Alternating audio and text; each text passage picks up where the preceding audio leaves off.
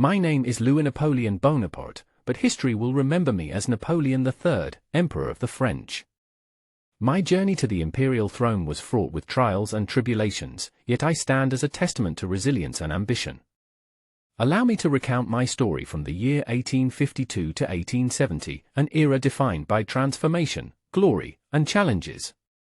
In 1852, I ascended to power as emperor, following a successful coup d'etat the previous year. France was a nation yearning for stability, and I promised to fulfill that need. My first acts as emperor were dedicated to restoring order and consolidating authority. I restructured the government, placing power firmly in the hands of the executive. Yet, I sought legitimacy not merely through might but through the will of the people. A plebiscite overwhelmingly approved my new constitution, solidifying my mandate. Economically, I envisioned a France that would thrive through modernization and industrialization. Railways became the veins of our nation, connecting cities and fostering trade.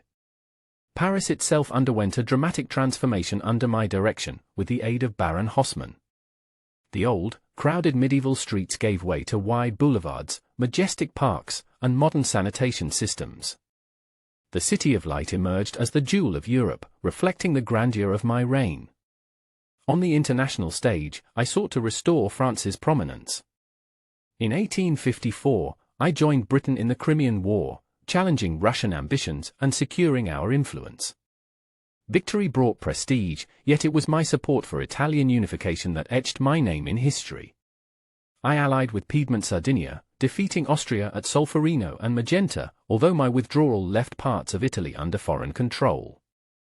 My vision of a balance of power was sometimes at odds with the aspirations of other nations. My reign was not without controversy.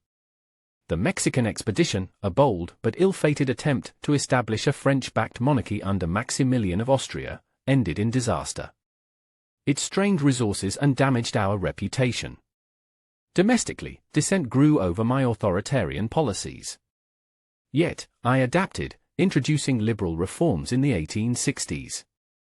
Freedom of the press expanded, parliamentary powers increased, and I sought to reconcile with my critics. The twilight of my reign came in 1870 with the Franco-Prussian War. Misjudging the strength and resolve of Prussia, I declared war, only to face crushing defeats. The disastrous Battle of Sedan marked the end of my empire. Captured and humiliated, I was forced into exile. France's dreams of glory were dashed, and the Third Republic rose from the ashes of my ambitions. Looking back, I see my reign as one of grand achievements and grave missteps. I modernized France, strengthened its economy, and reshaped its cities, yet my overreach and miscalculations led to my downfall.